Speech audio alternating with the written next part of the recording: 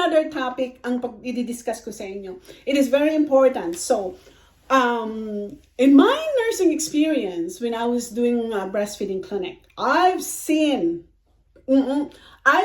so many in my patients with a really severe damaged breast or nipple during breastfeeding. Okay, normally this happens about after a week or 2 weeks after you gave birth. Doon mo makikita yung mga may sore nipple, may bruised nipple, may cracked nipple. So during the time that I was doing clinic with breastfeeding, makikita ko talaga kung saan nanggagaling yung mali when it comes to damaged nipple. So today, our topic is gonna be the damaged or cracked nipple. How can you prevent it? Why it's happening to so many first-time mothers, kalimitan, and why it happens to some moms who have really have problem with their nipple. Ito yung mga moms who have small nipple or short nipple, or the nipple that is like flat nipple, or those moms who have a very large nipple na nag-i-struggle when it comes to latching. So it's damaged nipple day to day. So I'll tell you something.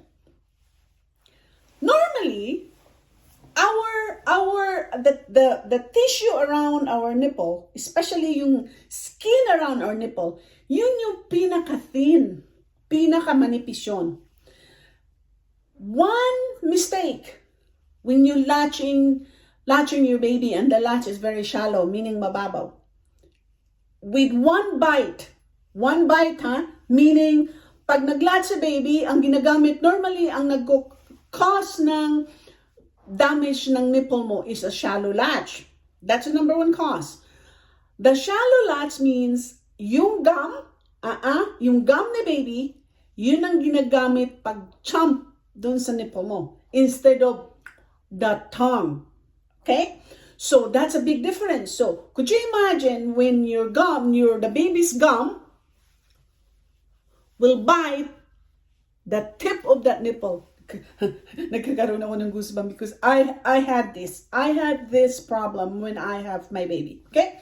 So how can you prevent that? Na kalimitan may mga bata. There were times that I had a patient in my clinic that the baby was already like 3 months old, and then suddenly she's starting to have nipple pain, and then it got worse and then become cracked nipple. So how can you prevent damaged nipple? Okay, for first-time mothers, okay, kalimitan, this is normally common to first-time moms who have no experience.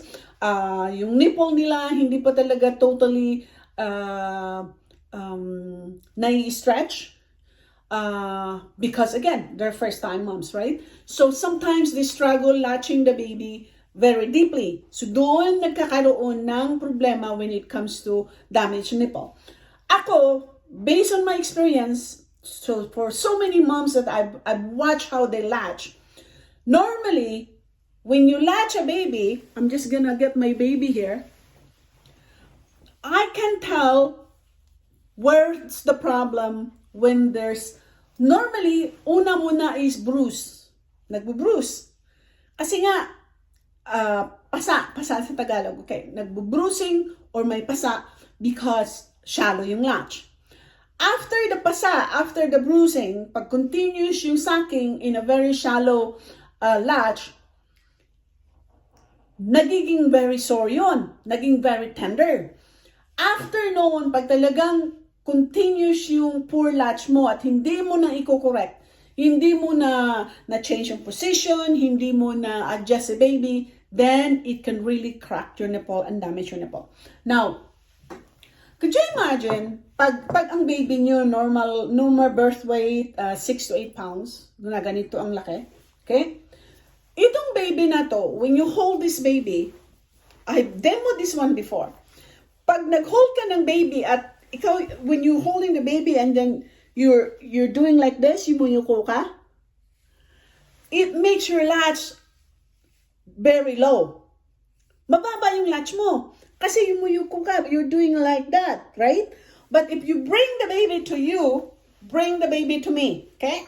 I want to sit comfortably in my chair. I'm bringing the baby to me, okay? Bringing the baby to me. That way, I don't have to bend down like this, and the baby is in my right level where my nipple is. Ang nangyayari, pag nag-bend down like that, ikaw, normally, ang nangyayari, mababa yung pag-latch ni baby. Ang mangyayari, nagkakaroon ka ng bruise on the top of your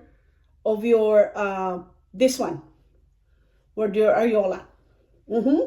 Kasi nga, hindi nasushoot yung mouth ni baby in the same level kung saan mo siya nilagay on your chest level here.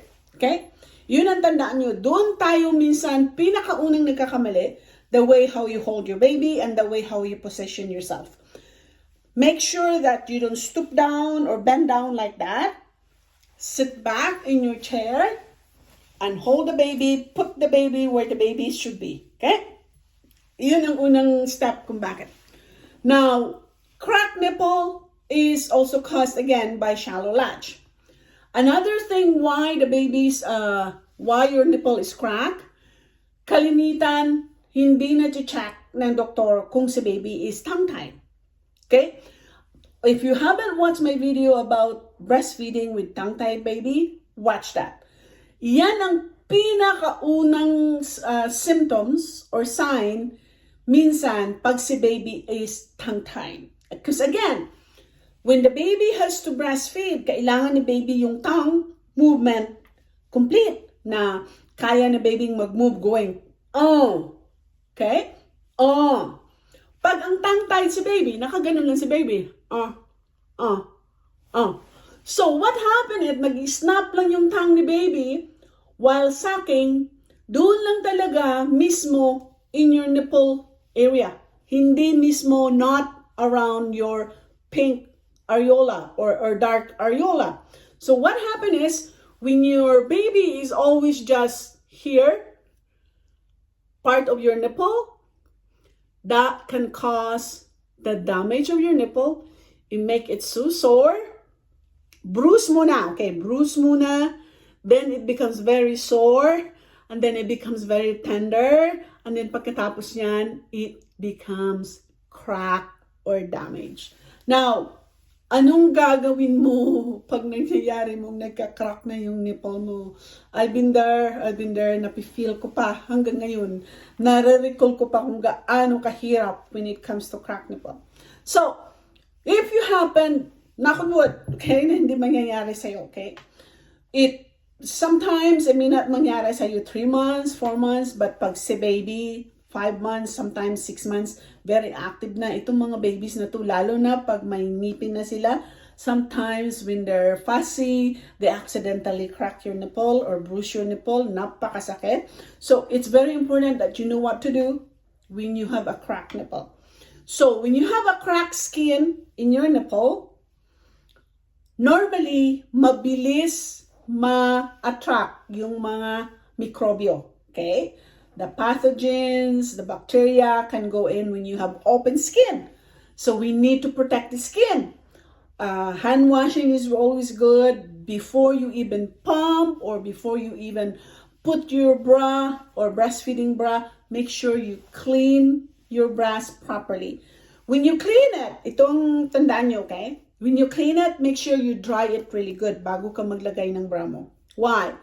Pag anything na may moisture na water doon sa pinapawisan ka, doon sa breast mo, especially doon sa damaged area ng nipple mo or breast mo, lalong yun yung binabahayan ng mga mikrobyo if you don't maintain dryness. So you can use the nipple pad if you have that.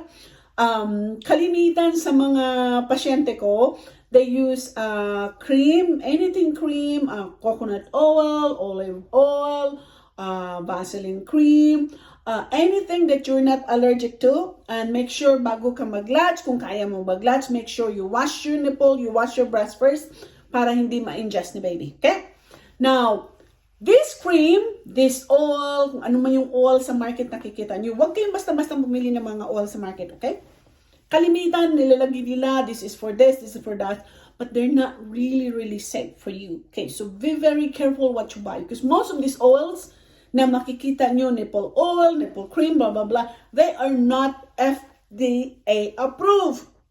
Ibig sabihin, yung safety is siguro nakapasa, pero ang effectiveness nitong mga invento na to, mga invention na to, ay hindi approved. Minsan nagsasayang lang kayo ng pera. So I would rather suggest if you have coconut oil na very handy na you can make your own. You can make your own. When we grew up, we make our own coconut oil. So don't waste your money for the stuff that you see in the market everywhere. Nakikita ko yun. At kawawa kayo when you spend so much money and it doesn't work for you. So it's always good to take precautions kung ano yung binibili ninyo na hindi nyo talaga alam if they're effective or not. Okay? Of course, ang mga sales ladies sasabihin sa inyo, this is really effective, this is blah, blah, blah. Anyway, it's up to you. If you want to try it, go for it. But it's your own risk. Okay? So always take precautions dahil bunganga, bibig ni baby yung pupunta sa breast nyo. If you put anything in there, it's not safe for baby, then you may regret it. So be very careful. So again, hand washing is really important. The cream that you're going to be putting in, yung mga ginamit niyo yung mga cream, hindi yun makakagaling sa sugat ng cracked nipple. Hindi po. The purpose of this cream is to protect and keep the moisture of your skin. Just to keep the moisture. But it doesn't heal, lalo na pag may infection ka na. It's not to treat your infection. The treatment for your infection may be an antibiotic cream na prescribed ng doktor nyo. Kung talagang malala na yung crack ng nipple nyo, so you're probably gonna need to see a doctor para mabigyan kayo ng prescription, antibiotic cream to put it around your nipple. Now, this is the thing. Hindi po lahat ng doktor alam about what we lactation consultant do when it comes to using antibiotic, with the breast milk, etc. Okay? May mga doktor na pag sinabing antibiotic, you stop breastfeeding. So nasa sa iyo, mommy, if the doctor will prescribe you antibiotic, kung susundin mo ba si doktor o hindi. Okay? Again, you need to ask your doctor kung ano yung dapat ninyong gawin. Are you gonna be pumping because you're taking this antibiotic para doon sa infection ng nipple mo? Or are you gonna be throwing away your milk for maybe until matapos yung antibiotic mo? Or the doctor may say, kalimitan, iba sa mga doktor, okay? The doctor may say, take your breastfeed your baby first and then wait maybe 4 or 6 hours bago ka mag-breastfeed again para hindi maging complicated yung may contraindication doon sa tinitake mong antibiotics. So again, there are treatments for cracked nipple, but the best way to do it is you need to adjust the latch. One way to prevent this is you need to adjust the latch. Latch ang pinaka-problema ninyo when it comes to cracked nipple. You made a big mistake on how to latch. You made a big mistake on how to position your baby.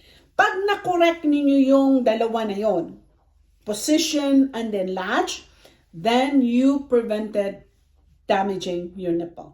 Yan lang pong masasabi ko. It's not easy. I've been there. So make sure kung sa feeling nyo, I think iba na yung latch ni baby, so adjust the latch. Make it deeper. Okay? Thanks for watching. Please continue to subscribe. If you're not a subscriber yet, marami akong videos na binibigay makakatulong sa inyo. So please subscribe, share this video, do your comments, more videos to come. Bye for now.